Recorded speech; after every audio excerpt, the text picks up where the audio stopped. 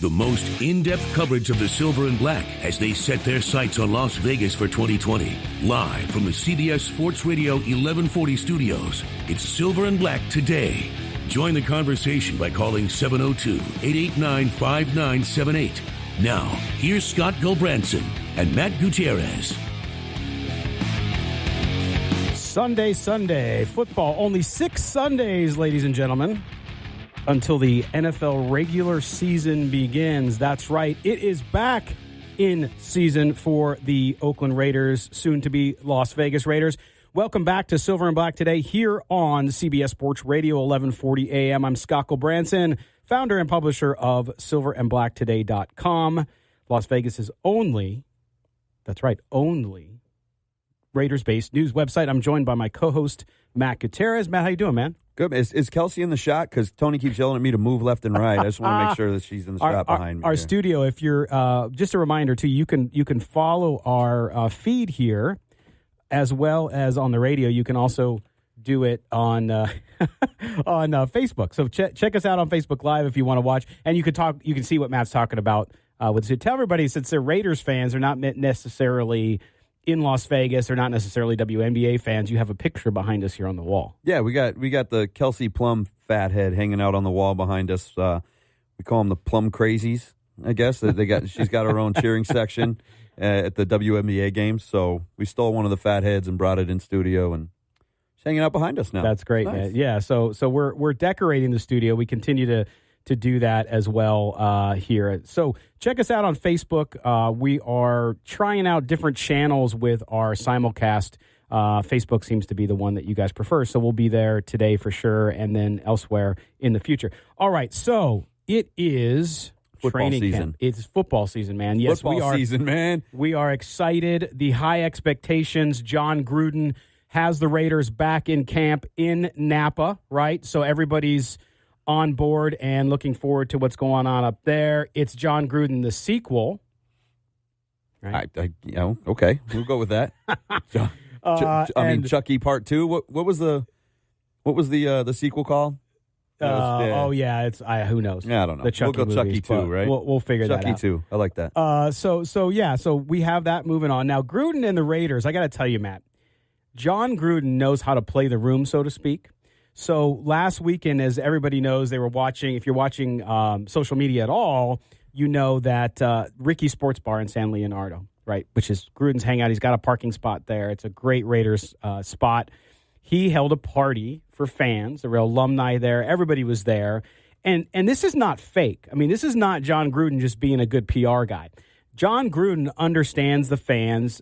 He, I think, feels for the fans in Oakland since the team is leaving in a couple years, and he just went out of his way to show his appreciation, which has continued into camp, which I'll talk about in a minute. But this is him, man. This is what he does. Gruden's authentic. I mean, you watch him on the sidelines. I think that's one of the things that made me such a big Gruden fan when I was younger, was watching him on the sideline. You see guys like, I know Belichick's a robot, but guys like that, even Jack Del Rio the last few years, big moment in the game, and it's just this very kind of subdued personality. Maybe they get a little excited, but nothing nuts.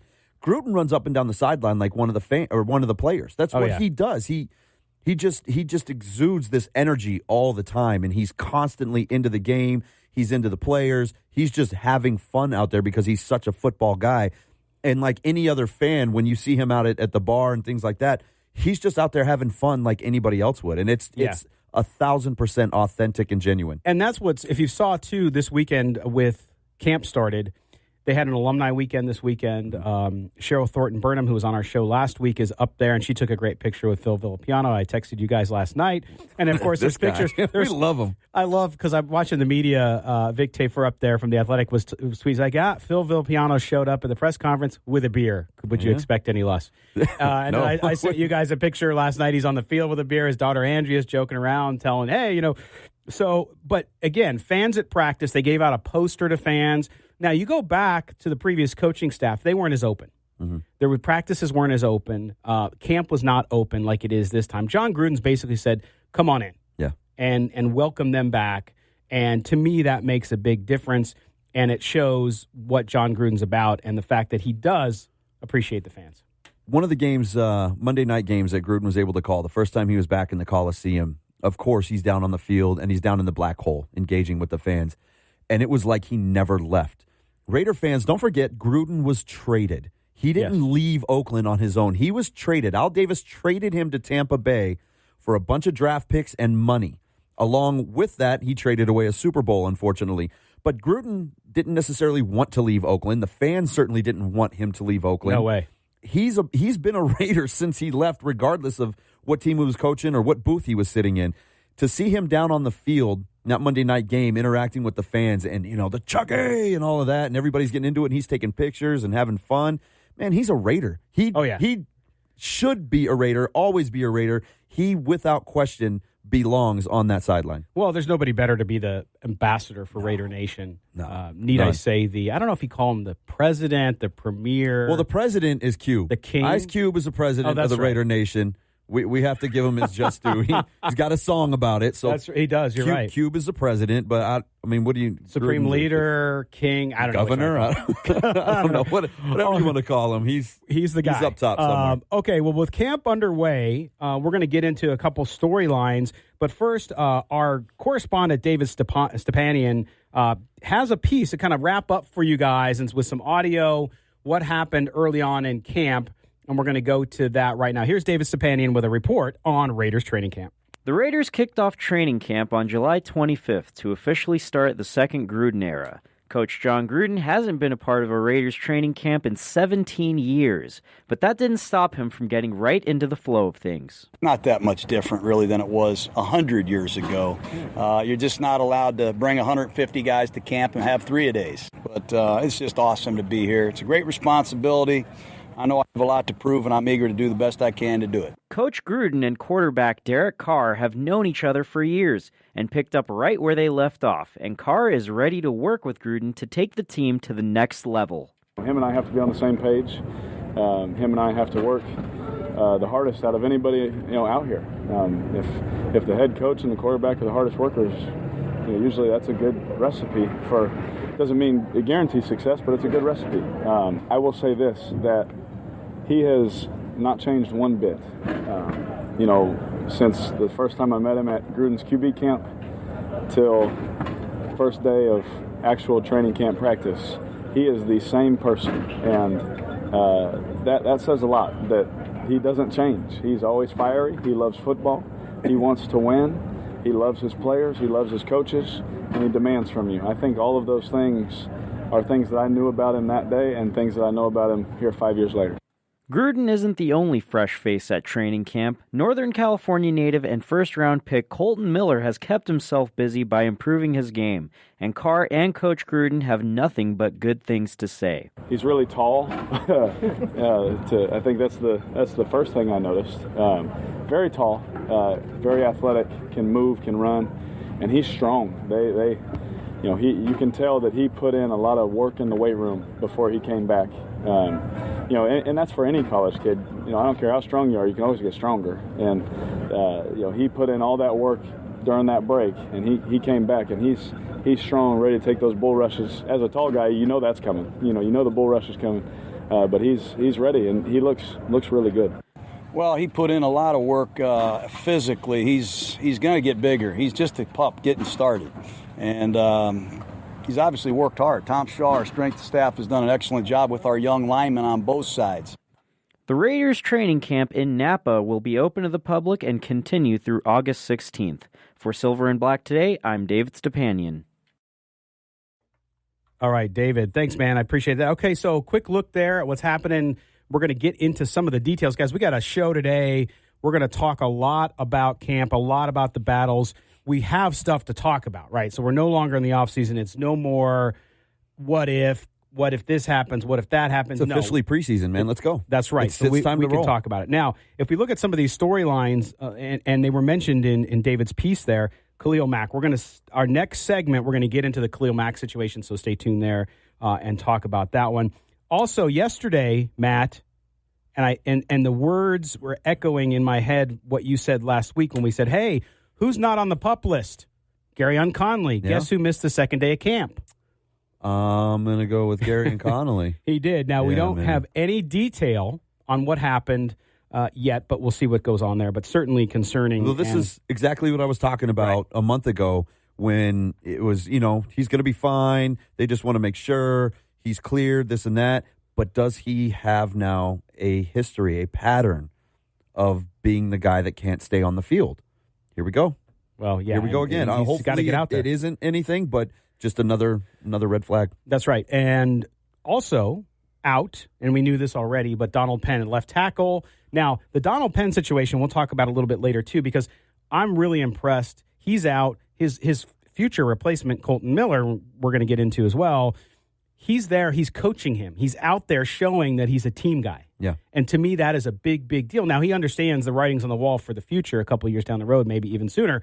But I like the way, Matt, that he's being the team guy. Well, Donald Penn, last year we caught up with him actually at a UNLV game. He was there supporting his alma mater, San Jose State.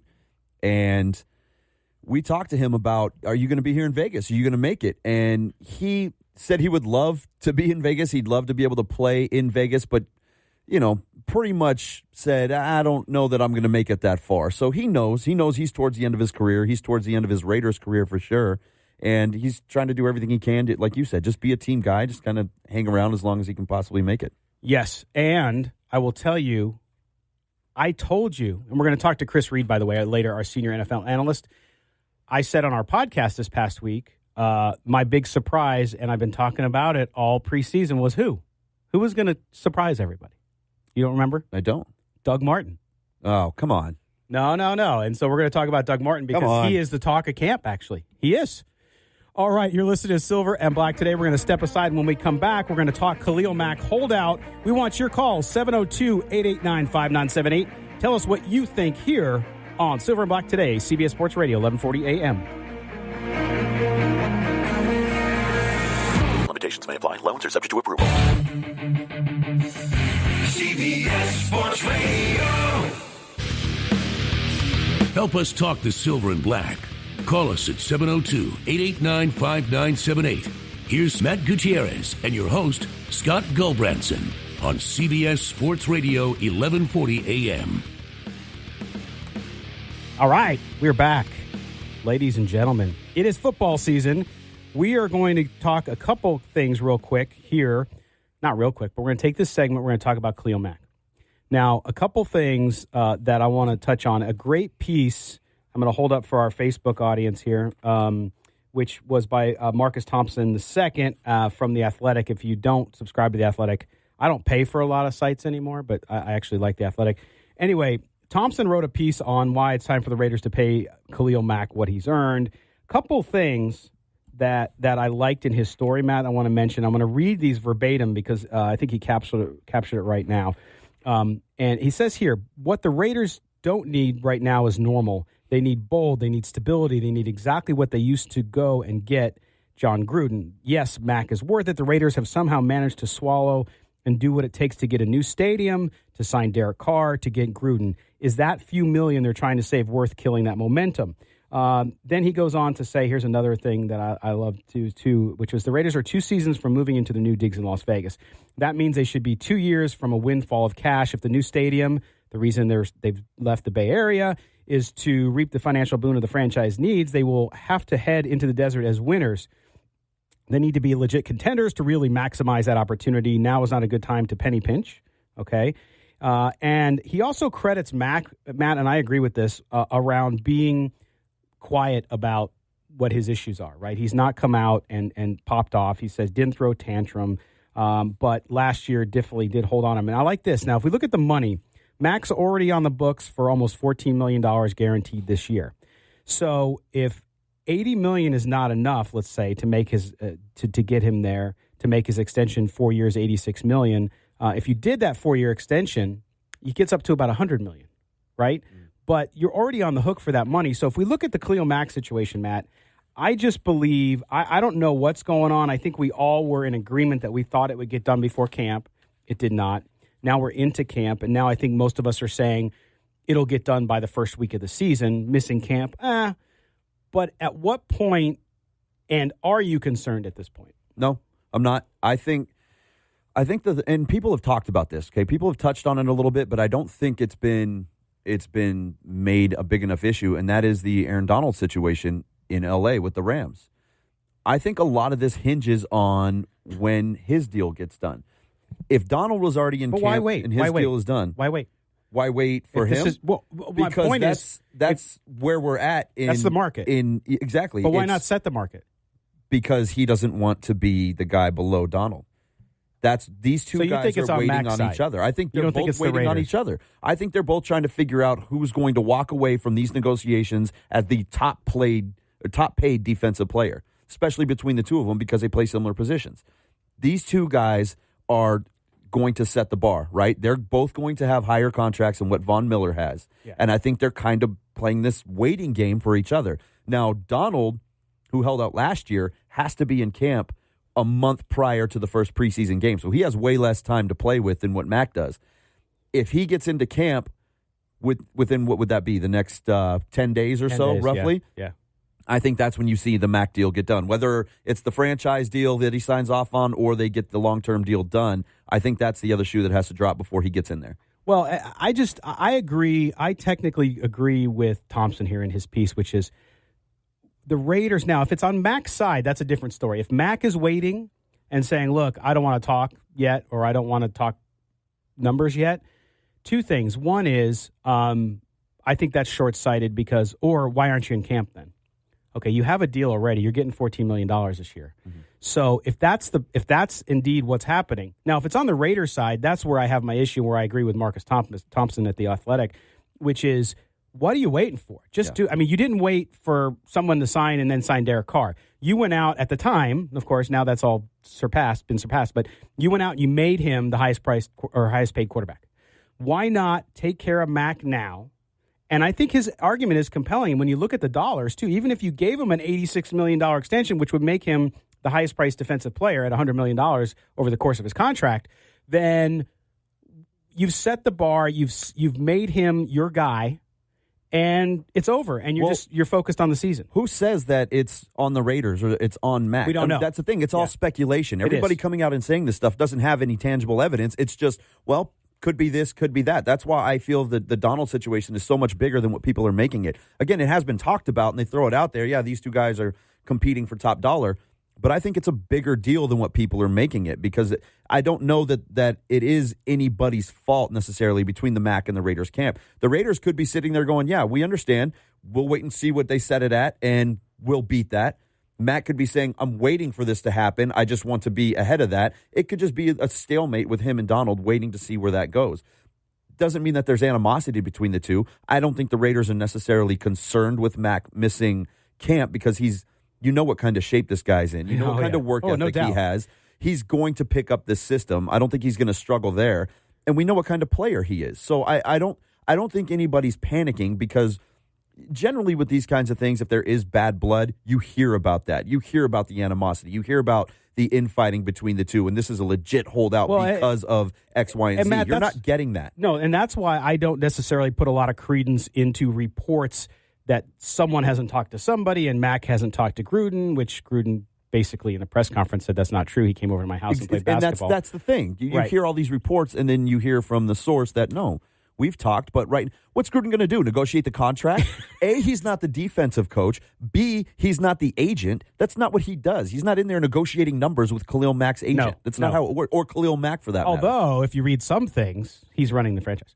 But anyway, to me, though, and our listener, Corey Sanford, who's watching us on Facebook, said if he's not signed by the third preseason game, I would hit the panic button. I think that's a legitimate opinion. Now, I think with Mack, again, though, you have the ability to make him the poster child for the top defensive player in the NFL. And I think you bring up a great point here, Matt, too, and I know we're talking back and forth about it. Where the issue is, we don't know, so all we can do is speculate. Everybody has to speculate. Fans want him in. Fans want him ready to go for the season because they know how important he is to the plans and the future of this team. Now, at the same time, he's got to protect himself. I've never been critical of Mack for holding out. Now, again, as Corey said, if it gets to the third preseason game and there's no progress, that's a different story. Now, I say progress meaning that are we going to know? Now, the Raiders are a very tight-lipped organization. They always have been, and you got to give them credit for that. They keep things under wrap more than most. But to me, I just think you got to get it done, and the earlier you do it, after all of the dysfunction last season, all of it, which was not good for Khalil Mack. Khalil Mack is a congenial guy. Yeah. He is really good. He might not be the upfront spokesperson all the time, but I'll tell you what, he's a great, fun, nice guy, and last year he clammed up. He clammed up because of all the crap that was going on in that locker room. I think there are different types of holdouts, and we've talked about this a couple of times over the last couple of weeks. There's the Julio Jones-style holdout where, and, good for him, he's back in camp now, and he's ready to go, but there's a type of holdout where you sign a 6-year deal, and 2 or 3 years into that deal, you're already holding out to get more money. You just signed a deal. Nice, now, I get that there's this hypocrisy because owners are so willing to just dump contracts right away, and that's unfortunately on the players' union for not putting that guarantee in those contracts. But that kind of holdout, I think, is a negative because you just signed the deal. Play out your deal. A Mack holdout is different. He's now at a point where he can negotiate for a long-term deal. He's never signed that long-term deal. Time for him to get that deal. Why not hold out for that money? That's a good thing. I agree. And I think that one thing that people forget about, right? I know Reggie's been there, okay? But you had a complete turnover in the organization, okay, at the end of last season. Mm-hmm. So really picking up the ball and negotiate, people could say, well, you've had all this time. And in fact, in my head, last night as I was thinking through the issue, I'm like, wait a minute, you've had all this time. You could have had these conversations over the course of the offseason and got this thing done. The only problem with that is you had to go out, you had to recreate your defense. Mm-hmm. You had to sign people all over the place. You were signing free agents. You were getting prepared for the draft. So the time that you think was there and that they had plenty of time to do it actually isn't that much time. Right. You're trying to turn around a ship that kind of buoyed a little bit and then started sinking again. Yeah, they're up against it. They just, the offseason, as long as it seems, there's a lot that goes into it. I mean, you're talking about filling out, a 90-man roster to cut down to the best 53 on that roster. And then you've got this other stuff on the side with negotiating and contracts and all of that stuff. Not to mention, they're still trying to walk that fine line between keeping the Oakland fans engaged and bringing in the new Vegas fans, and they're bouncing back and forth from city to city. There is a lot going on within this organization every single day. Yes, and although again, you can't let that get in the way of tying up your best player and the best defensive player in the NFL, in my view, as far as his position goes. And so they got to figure it out. I'm not concerned that you're not hearing anything. So we'll get past that and we'll figure it out a little bit as we go. The other thing, again, Doug Martin. So our buddy Vic at The Athletic, he said, and I'm paraphrasing, don't be surprised if there's a competition at running back. That's for the first slot. Now, I don't think that's going to happen. I'm just saying, though, the way it's being written by multiple folks up there in camp is Martin's already got a spot. Good. And that the third spot's between Richard and Washington, which is fine, and we've talked about that. But I'm telling you, he's going to be big in this team. I hope he does have a spot, but a guy with a 2.4 yards per carry average over the last couple of seasons needs to show you something on the field. You can't just go, he had 1 or 2 good seasons here and there. He's got to show something out there because he hasn't done anything with the ball lately. And he can't stay on the field on top of it. That's true. He's the bionic hamster. But we'll talk about him. We're going to take a break. When we come back, we're going to talk offensive battles. Oh, take me out, Angus. Take me out. AC/DC, baby. You're listening to Silver and Black today on CBS Sports Radio, 1140 AM.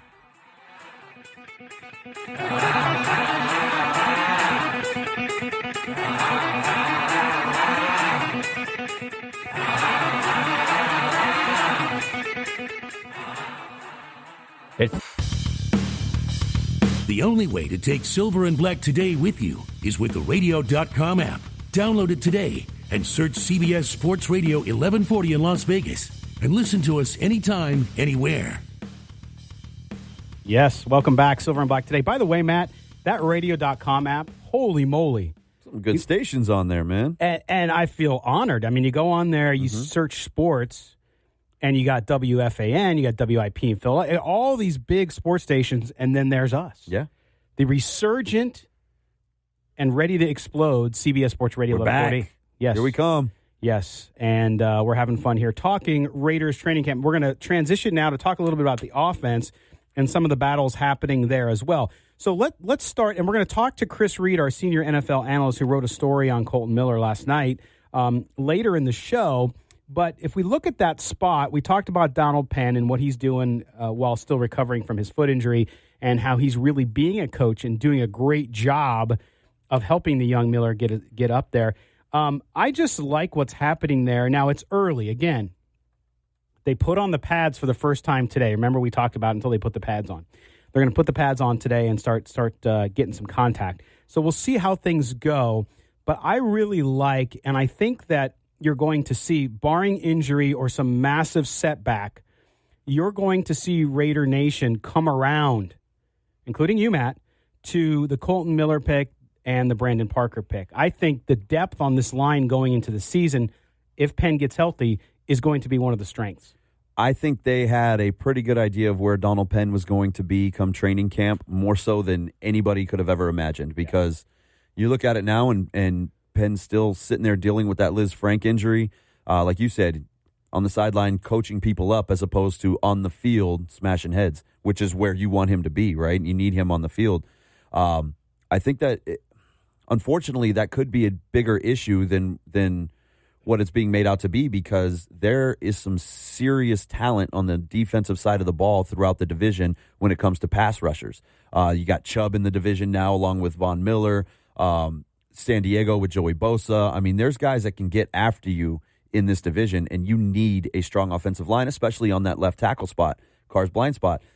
And if you're throwing a rookie out there, albeit a first-round pick, a very talented rookie, a guy that the coaching staff feels can be an all-pro going forward, he's still a rookie, and he's got to get used to this game and that type of speed. And these guys are the best of the best that are going to be coming off the edge against him.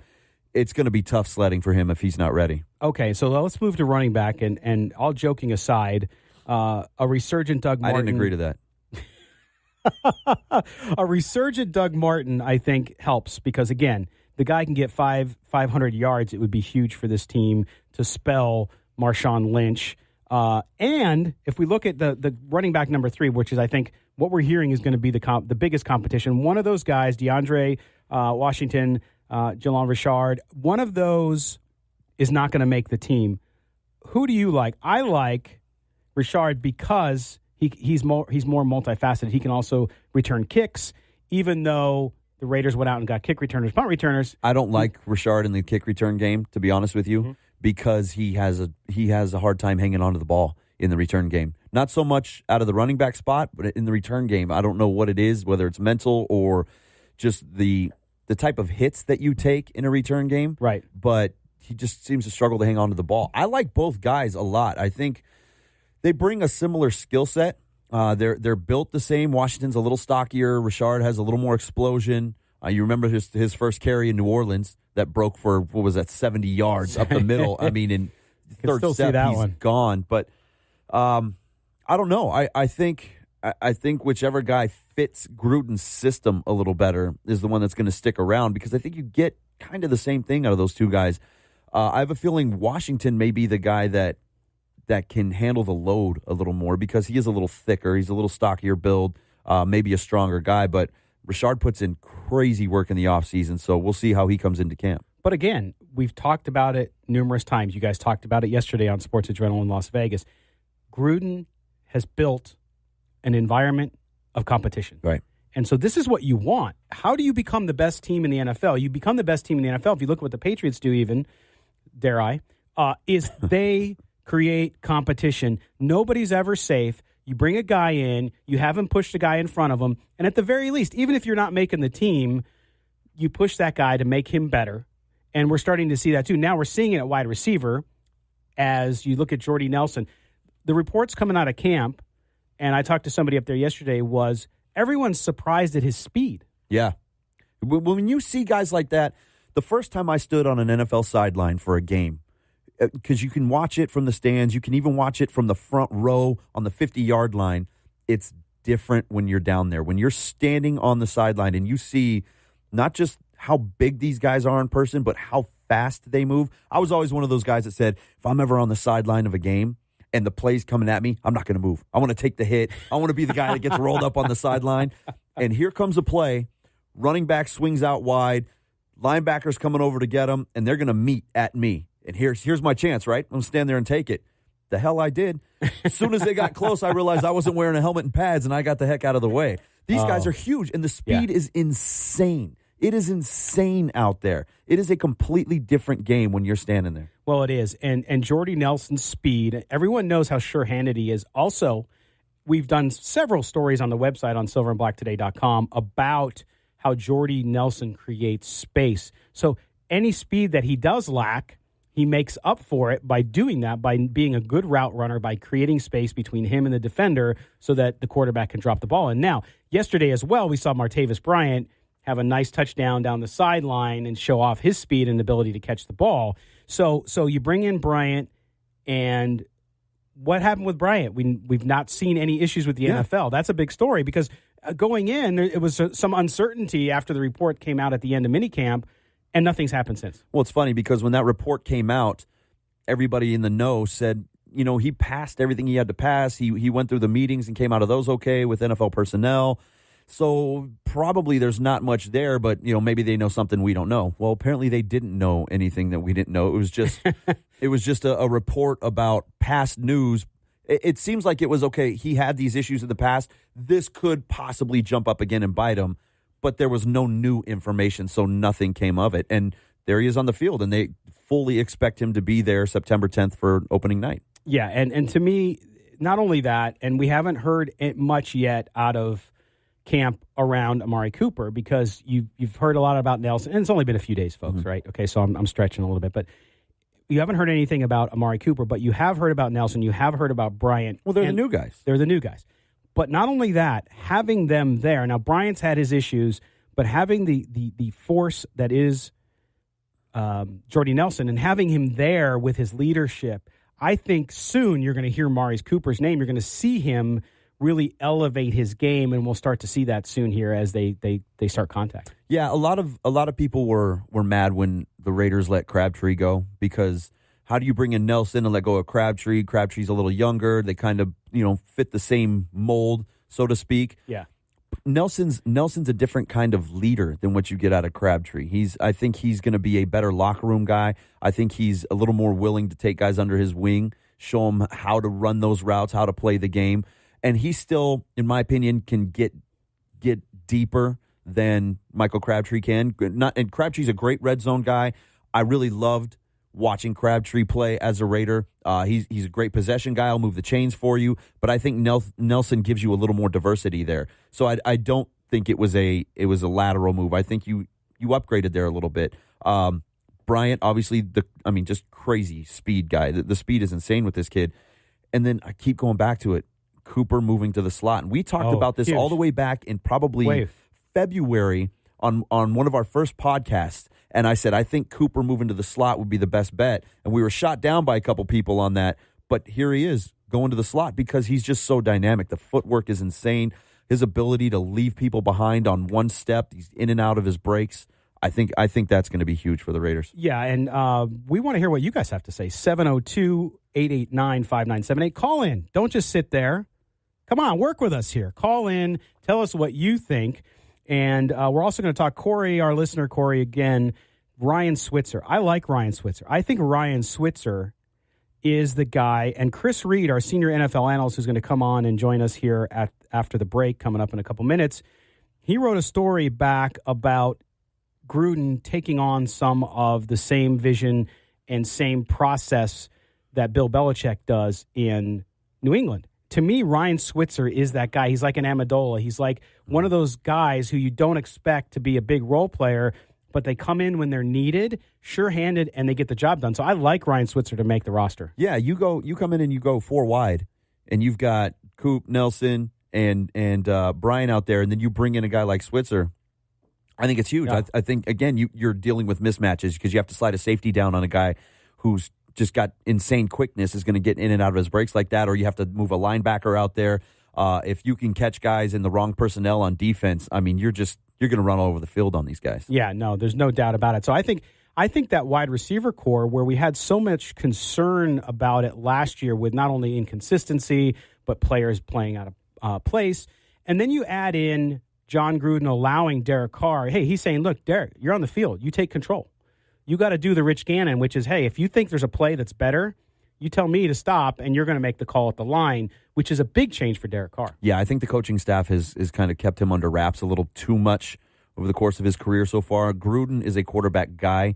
He knows how to get the most out of quarterbacks. Look at the guys he's won with in the past. Carr has always reminded me of Rich Gannon, not just physically, but his style of play, the way he attacks the game, his athleticism, his ability to get out and go, which they've talked about wanting to allow him to get out and run a lot more. I think Carr is the perfect fit for a Gruden offense. Well said. We're going to step aside. When we come back, Chris Reed, our senior NFL analyst at silverandblacktoday.com, will join us. You're listening to the Silver and Black Today on CBS Sports Radio, 1140 a.m.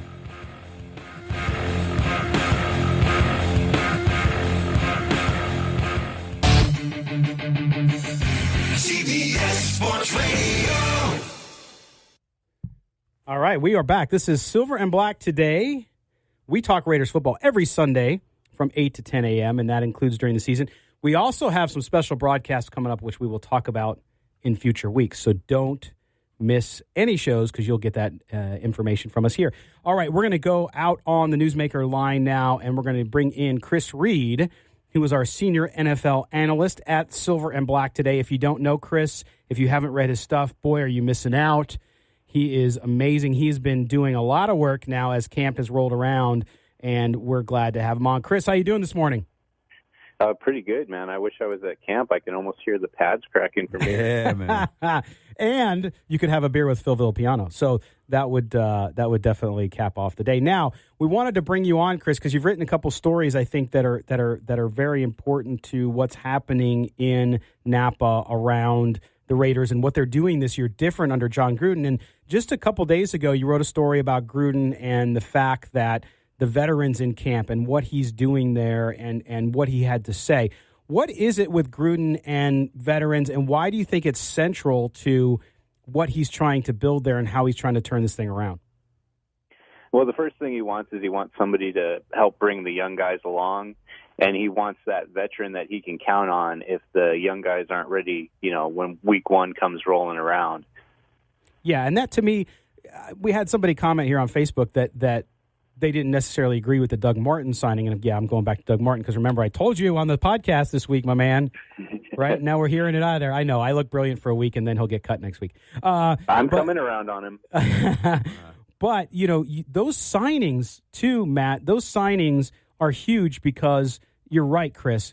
You need depth, and you just don't know what's going to happen with some of these young guys. They may come along and be a starter right away, but they might need some time to develop as well.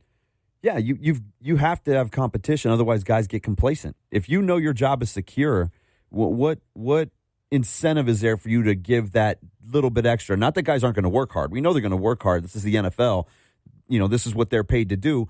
But there's always that little bit extra, that tiny bit of reserve you have there that's going to get you over that hump. If you don't have somebody behind you pushing you to give that little extra more, you may not put it out there. That's right. Now, Chris, you also wrote a piece last night on Kolton Miller. Now, Kolton Miller, of course, he's your top draft pick in 2017, so people are going to talk about him.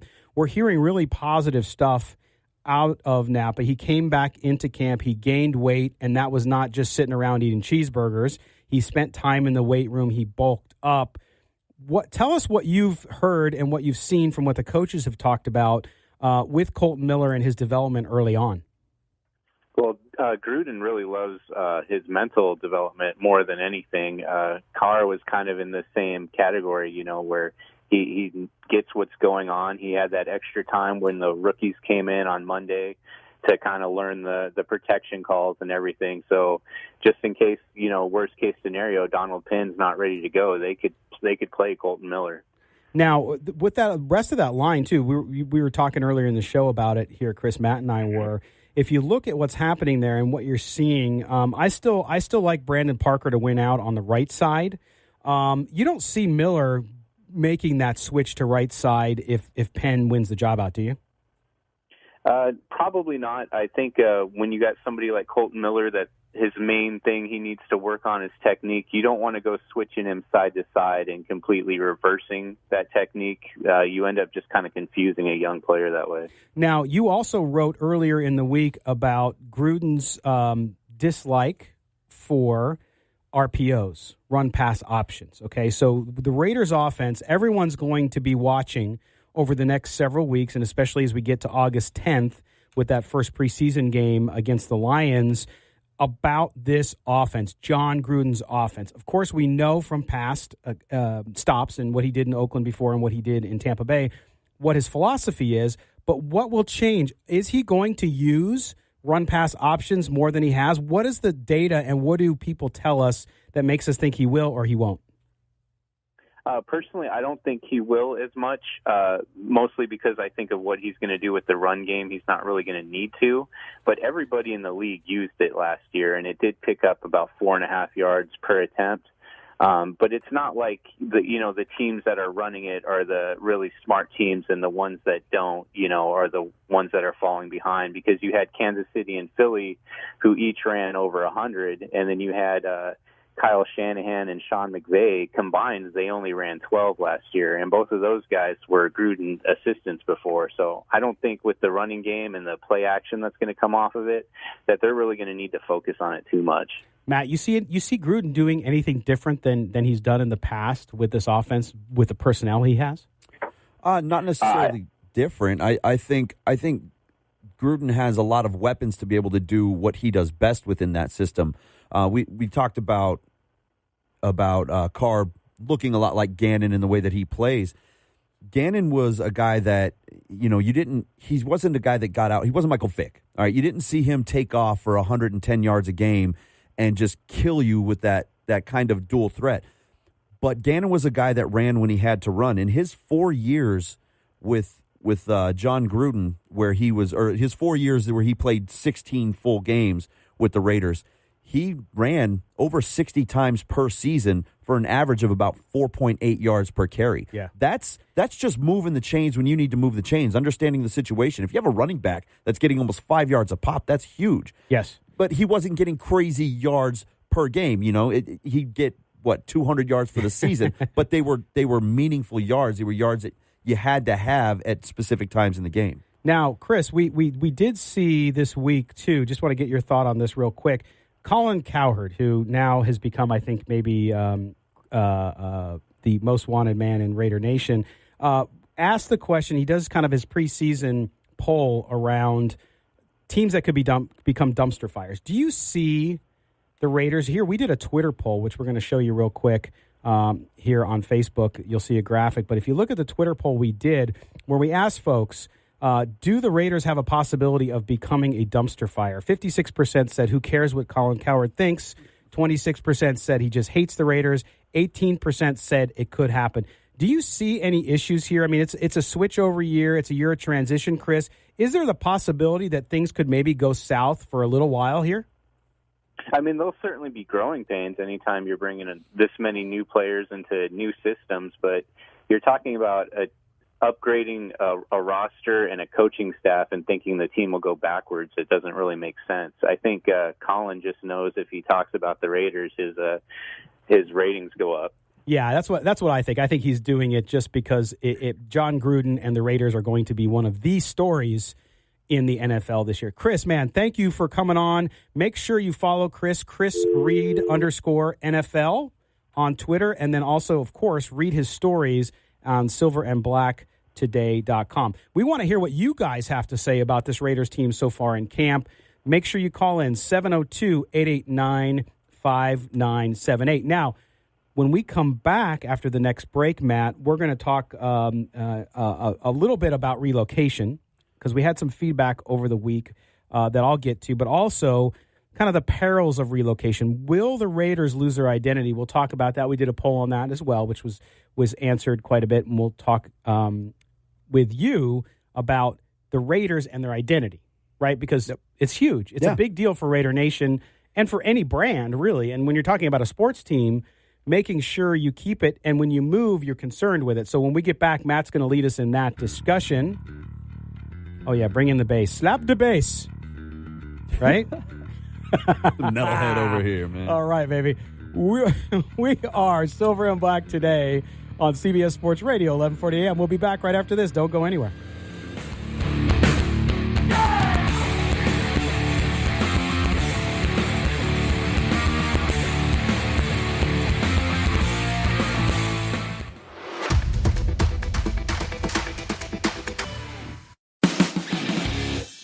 The most in-depth coverage of the Silver and Black as they set their sights on Las Vegas for 2020. Live from the CBS Sports Radio 1140 studios, it's Silver and Black today. Join the conversation by calling 702-889-5978. Now, here's Scott Gulbransen and Matt Gutierrez. Welcome back, everybody. Happy Sunday in a hot Las Vegas. Now, Scott's standing up here. I don't know what happened, but I'm standing he's a little amped up. I got to get rolling, man. I'm telling you what, Colin is playing music today. It's getting me geared up. He's got us dialed in. Colin Pulicello, our engineer extraordinaire. He's the man. So we're going to come back in. Not only, by the way, I just had to add this. It's not only Silver and Black today. It's Silver and Black every day, right? Yeah. Every day. It's Every football day. Season, folks. Dang, we're ready to roll. We are ready to roll now. Before we get into Matt's segment, I want to announce one thing. We've been talking about it in our social media channels, on our podcast. August 10th. Oh, I can't wait, man. This is going to be so much fun. Yeah. We are going to be doing a game watch party with our brothers and sister, if we get Haley to show up. Oh, she'll be there. She'll be there. I heard she's hosting. Yeah, they like her over there.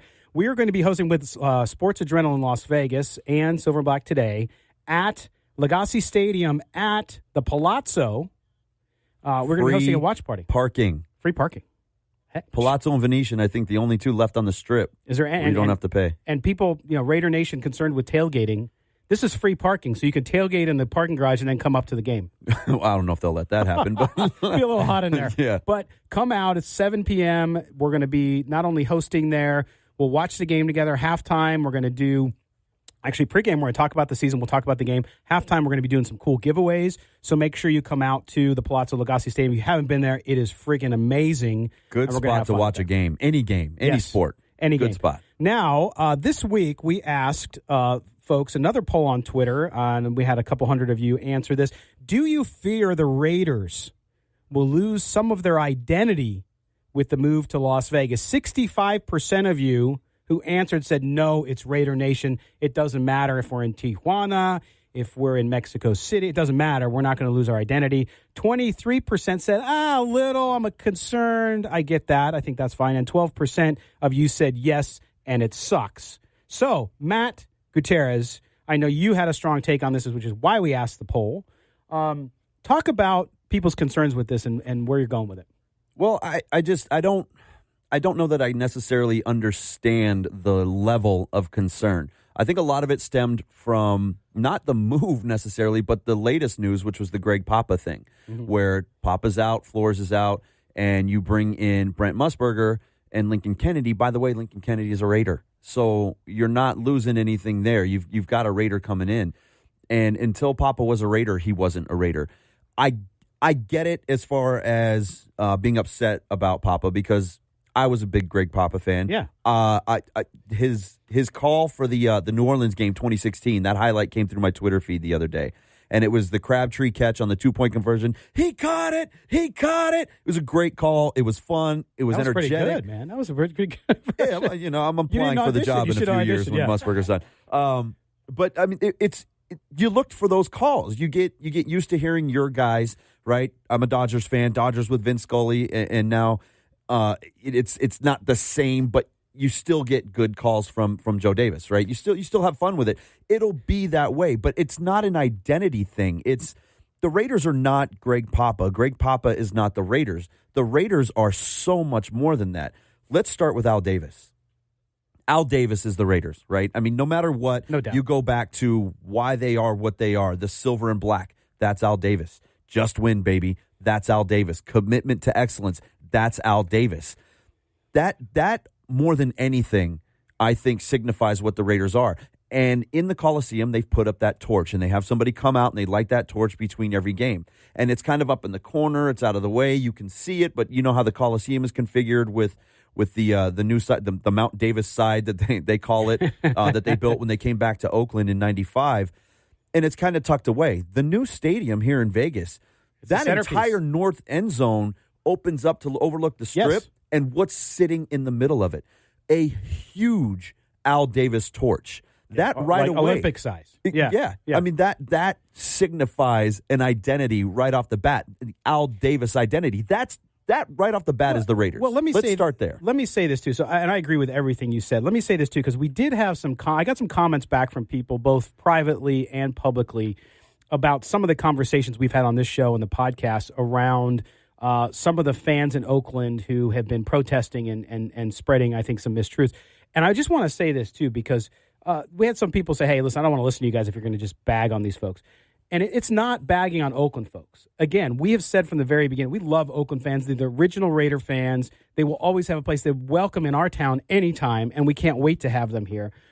This was focused on some of the folks who are just kind of trying to create discord. Now, probably giving them too much time, so we'll stop that. We appreciate the feedback. We listen to the feedback. At the same time, it's mostly our town has been attacked, attacking Vegas. Right. That's where our the only people we have issues because with. We're Vegas guys. Right. You know, I'm a born and raised Vegas native. Of course I'm going to be defensive if you're attacking Vegas, because what did Vegas do to anybody? They didn't do anything, right? So that's where our defense comes in. But back to the identity thing, you know, let's go to L.A. The Raiders moved to L.A. back in '82. Did they lose their identity in moving to L.A.? L.A. and Oakland are very different cities. Let's be honest. L.A. is absolutely. Hollywood. It's the glitz. It's the glamour. It's the celebrities, you know, the nightlife. Oakland is blue-collar, industrial town, hardworking. It has a very different look to it. They didn't lose identity going to L.A. They built more identity. They brought in a completely different and brand-new fan base that has now been ingrained into what Raider culture is, right? Well, and I would argue, Matt, too, and again, with all respect to people in Oakland, much of, I think, Raider Nation outside of Oakland right now, who are fans of the Raiders, because of age, actually, that's where it came from. It came from the L.A. years. Yeah, a lot of it did. If you look at you talk about Ice Cube earlier as being the president of Raider Nation, right? That was all born out of the L.A. stay, okay? Right. So the way I look at it is, what other franchise, and maybe I'm just spinning this positive because that's how I want to be about it, but what other franchise is going to have been in 3 cities and going to develop tradition and identity unlike any other team ever? Now, I get it. You know, for the folks in Oakland, I get it. You don't want to lose that. And you know what? Well, broadcasters, Greg Papa, you identify. They become like your friend, even if you haven't met them. Because you grew up, you have emotions attached, like you said about the New Orleans game. You have emotions attached to those people, and when they leave, it's jarring. Right. And I get that. So you get over that, and it'll happen. And that's the point I was going to make about the L.A. thing, excuse me, is so before the Raiders got there, that was a Rams town, correct? Not that there weren't Raider fans in Southern California, because they're everywhere. Right. But that's the L.A. Rams. That's what they were. And then obviously they cut out in 95 with the Raiders, and they went to St. Louis, and now they're back. But the Rams were their team. You know, if you asked L.A. fans, probably you were going to get more Rams than you were anything else. Then the Raiders get there. They were only there for a handful of years, a little over a decade, and then they went back. Go to L.A. now, and who's their team? That's how strong this Raider brand is. They've been gone for over 20 years now. They've been gone from L.A., and L.A. is still a Raiders town. That is how strong their identity is. They don't lose their identity. They create an even larger one. Now they're coming to Vegas. Great point. That's a great very different town than what you get in Oakland. Just like L.A. was different, Vegas is different. It has a different feel. It is a live all the time. It is 24/7. It has that kind of glitz glamour thing, not in the same style as L.A., but it has its own identity. It's going to add to it. I'll tell you this, and unlike you, who's been involved in watching the Raiders your whole life, that's not my background, right? So now working in Raider Nation, so to speak, I've never seen a fan base, honestly, that is more welcoming and more inclusive of fans of their own team from other areas, meaning that when you Raider Nation. Exactly. When you run into somebody along the line and you're wearing a Raider hat or whatever you may, they always go out of their way to come up and say hello and say, hey, Cool. Give me the thumbs up. Well, Now, a lot of teams like to use the nation thing. The Raiders started it, and they, without question, are the most inclusive of any team that wants to use that. They're truly everywhere. well, and that's what I want to say, too, to the folks in Oakland. If you haven't been to Vegas since all this happened, and as you come to Vegas, as the transition continues to gain steam and the stadium construction and the team moving here happens, you're always welcome here. And I can't wait for those fans because you know what? Las Vegas fans, especially those new to Raider Nation, you're going to teach everybody. You're going to teach us, and I say us as in Las Vegas, you're going to teach us what it is to be a fan of the Raiders, the tradition. What do you do on game day? All that stuff. Exactly what I was going to get into. Game day. Nothing's going to change. You're going to have the black hole. I mean, no matter what they want to call it, it's still going to be the black hole. You're going to get the fans dressed up. Most of the diehard black hole fans that are there now are going to come out to games in Vegas. You're going to get new fans, a new generation of young fans that want to dress up and have fun and put on the face paint.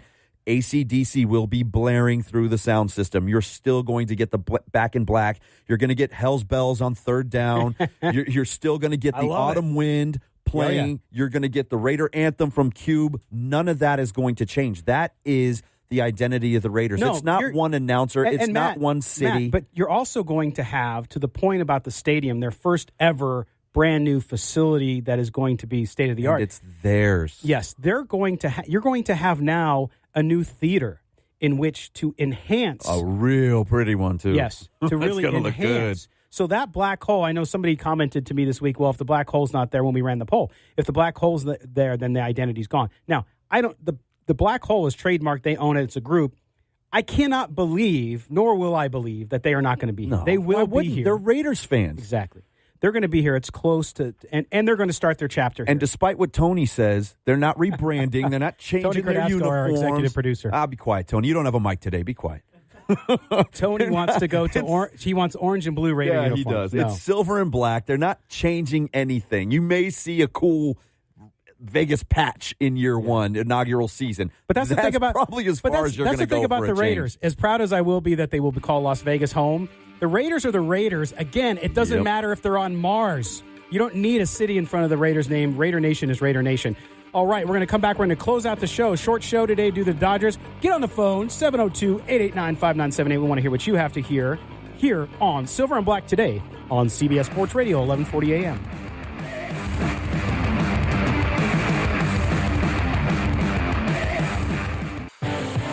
This is Silver and Black today, live on CBS Sports Radio 1140. Here's your host, Scott Gulbranson. Back, we're going to close out the show. The Dodgers are booting us off, which I know there's a lot of Raider fans like you, Matt, who are Dodger fans, so they're probably not too disappointed. Maybe that's because of L.A., like we just talked about. Yes, true. And I think Raider fans, my wife and kids are happy I'll be home a half hour. Listen, I want to give a call out on Facebook. As you know, we are live streaming on video on Facebook as well. Mile High Raider, who's been really active in this show, says, I love the show, all Raider news all the time. Thank you, man. I appreciate that very much. And Aaron Hernandez, too, who got the movie reference earlier. Gotta love that. When people, I like dropping movie references, and sometimes they go past the age of some of the people we're talking to. But I want to finish up the discussion around Raider identity, because in the break we were talking about how loud the Coliseum gets, right? It is a home field advantage. There's been a lot of talk from fans in Raider Nation saying, boy, I hope we don't lose that home field advantage when we're in Vegas because there's going to be so many visiting fans. I don't think that'll happen. It didn't happen with hockey this year, except maybe 2 games. But imagine how loud the Coliseum gets, how it's going to be Monday night, September 10th, against the Rams. Right. And put that inside in a dome. It's going to be I'm getting chills thinking about it because it's going to be insane. And here's a funny thing that I'm pretty positive fans in LA and Oakland have never even thought about is the Raiders chant, right? It comes through on TV sometimes if you're listening and you get that Raiders, that great chant, right? Yeah. What do we do out here for Rebels games? Oh, same thing. Rebels. It's just a transition. We're already ready to go. You just got to change a couple of the letters up. They're already ready to start chanting for you. It's going to be insane out here. Those games are going to be wild. Yes. Listen, we're going to get out of here. We get out early. So my kids, make me some breakfast, kids. No, just kidding. We're going to be out. We're going to be back for a full show next week. And make sure you listen. We'll have a podcast this week as well. Check us out, silverandblacktoday.com. On Twitter, Silver Black, the number 2 in day. Make sure you follow us there as well. And we'll make sure that we get out. I know it's a weird end time, but the Dodger pregame starts early at 20 after. So we're going to step aside, and we will see you guys and talk to you guys next week. Matt, thanks, brother. Yes, sir. All right. You've been football listening. Football season, baby.